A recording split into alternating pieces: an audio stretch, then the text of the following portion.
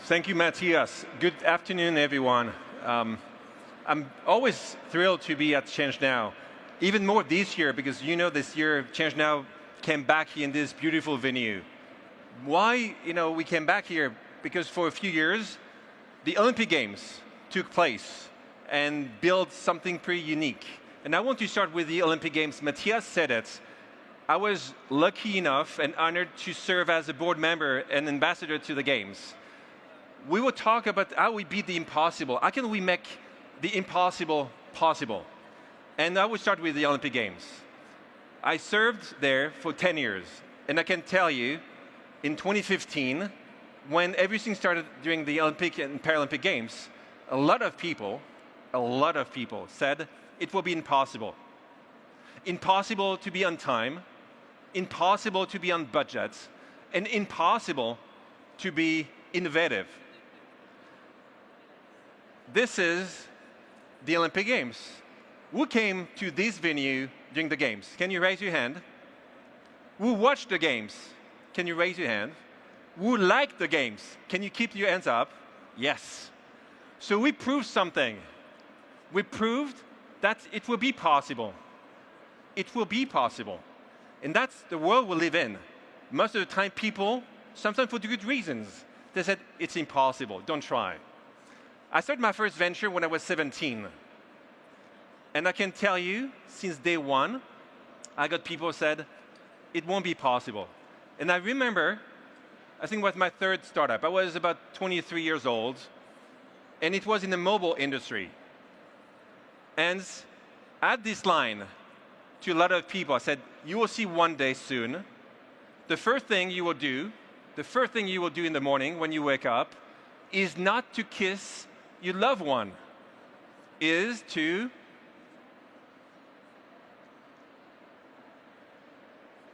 check your phone. People told me at the time, I would never do this. It's impossible that when I will wake up in the morning, I won't cuddle my loved one. I will kiss my loved one. Let's be honest.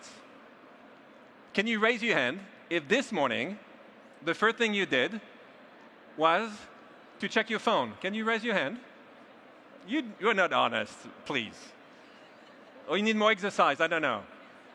But that's what it's about. And people told me, again, it won't be possible. After you do what you can do. And the reason why I started so early in my life as an entrepreneur is because I want freedom. And I'm sure, and I know some people here, some of you believe in entrepreneurship as an act of freedom. We know sometimes it's not freedom at all, be an entrepreneur. Still, the freedom came when I sold this business. It was in the mobile industry. I sold it to one of the largest, now it's the largest advertising group in the world called Publicis. And I got enough. I mean, enough in terms of money. And then I said, it's time to do something else. And since I'm pretty young, I knew that the minute I would have enough, I would spend most of my time being of service, doing good. And during those years, whereas I was running tech startups, I was building my bucket list. You know the bucket list, I'm sure some of you had a bucket list. It's not a to-do list. It's not what I need to do by Friday or by Sunday. It's what I want to achieve as a human being on this planet. And during all those years, I was building my bucket list. And the three main items on the bucket list was first, being in the special forces. So Matthias, you mentioned Krav Maga. So that's what I want to do. Two, I love history. So I want to be an history teacher. And the third one on my bucket list was to be a social worker. And that was my plan. For a set of reasons, I picked the last one. And I said, that's what I will do. If I want to be of service, I will be a social worker. And I started meeting a lot of different people. And during those meetings, I met someone, and he asked me one question. And that's the question I want to ask you today. He said, Alex, you want to be a social worker. You want to give warm food in the streets of, I was living in New York at the time, in the street of New York, or wherever you live. But how many people can do this? The question is, everyone can do this. You don't need to have your own skills or strong skills. You need to take care of other people. You need to have this empathy. So the question was different: is what is your uniqueness? What you will leverage the uniqueness for good? And to be honest, my uniqueness is to be a good entrepreneur. I know pretty well running a business. And that's what I decided doing. So that was almost 10 years ago, and I started Epic. Epic started with this, saying to people, there's something I don't understand. I don't understand how and why so many people have money and influence, and they don't use it. They don't share. They don't give. They don't act. How? And I was surprised. And I said, maybe we should try to change the giving. What people told me at the time, I'm sure you know this, Alex, it's impossible. Don't bother. It won't change. At least, no, let me try. Let me talk to people. So what I did at the time, I did a market research. I spent a lot of time with people, like people today, asking questions, very simple questions. And I will ask the two questions to you today that I asked 10 years ago before starting Epic. Can you raise your hand, again, I know it's a lot of exercise, if you have given time or money to any social organizations, any nonprofits? Can you raise your hand? Yes. We're at Change Now. I'm sure it's everyone. And no, keep your hands up. Keep your hands up if you believe you have given enough money or time. Yeah, 1, 2. Look around you. Not many. Yes, thank you. And then we are at Change Now, which is the center of good people, right? And what we have realized in 10 years ago, wherever I was going, I got the same answers. People told me, Alex, I wish I would have given more, but that's not the case. Then I said, okay, maybe we can understand why. And that was the start of the Epic journey, starting with an impossible to something totally possible. What I mean by possible, after 10 years of running Epic, we have mobilized, it's the 10th year anniversary this year, we have mobilized more than $100 million. We have changed the trajectory through just Epic of more than 1.5 million people. So yes, it's doable. A lot of work, but it's doable. I just mentioned and talk about money. And in the world we live in, money is key. So we grew up in the world, I grew up in the world, but I know most of you have grew up in the same world, where the Wolf of Wall Street, have you watched this movie, The Wolf of Wall Street? Yes. This Wolf of Wall Street was always the winner, always. The bad guy doing bad things for the ecosystem, for the planet. Do you think this is the guy who said this? No. Who said this? Milton Friedman, this iconic economist.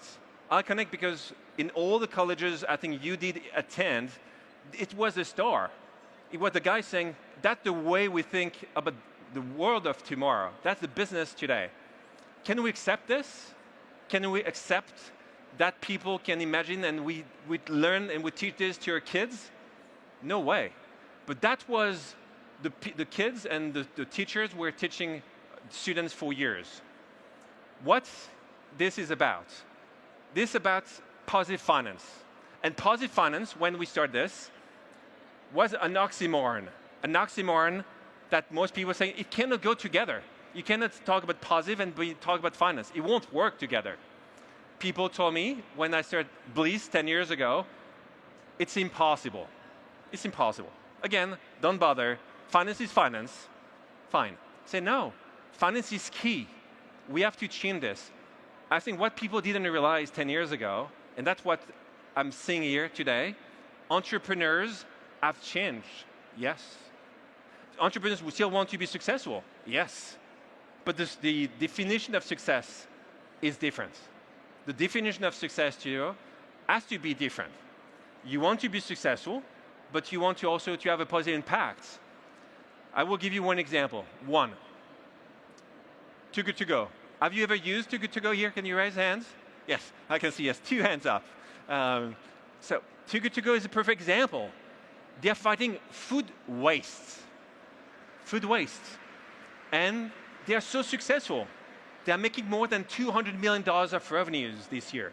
$200 million of revenues. They're cash positive. They work in 19 countries. It's led by a woman. It's a B Corp, and so on and so on and so on. Those businesses, maybe 15 years ago, maybe were never existed. Nowadays, you find more and more Too Good To Go. That's what it is. And that's what we build Belize. Belize has been the first B Corp investment firm. And we back the Too Good To Go of the world because they do exist. And we are able to prove a point. It's no longer an oxymoron. You can do good, you can back the right entrepreneurs, and you can be successful. By success, let's talk about numbers. Belize has deployed more than $500 million of money in the last few years. They have more than 25% net returns year over year. And at Belize, we're able to back the Too Good To Go of the world. So yes, you can do both. That's finance. And we talk about tech when we talk about finance. But innovation is not only about tech. Sometimes people are telling me, oh, it has to be tech. We need to put AI, deep tech, everywhere. No, it is not true. And let me give you an example. And now let's talk about just Infinite. Infinite is my latest startup. And it's about student loans. It's a social ed tech, but it's a startup itself. Everything started 3 years ago with a conversation with my oldest son. He was about to turn 18 at the time, and he told me, Dad, I want to go back to the US for my college. I said, that's wonderful, Louis. I'm super happy, but I have two questions for you. The first one is, we'll pay for your college. We'll pay for the tuition. He said, Dad, I was hoping that Mom and you can do this. Okay, you answered well the first question, but I have the second question for you. One of your best friends, Jan, who lost his dad when he was 6. His mom is a Spanish teacher. He's as clever as you, but he doesn't have the means. How you will get to the best schools in the world? You know the answer. He will never. Never. Or, if he is able, he's very, very lucky. And then I said to myself, how can we change this? How can we change student loans? I grew up in a world where student loans didn't work for so many reasons.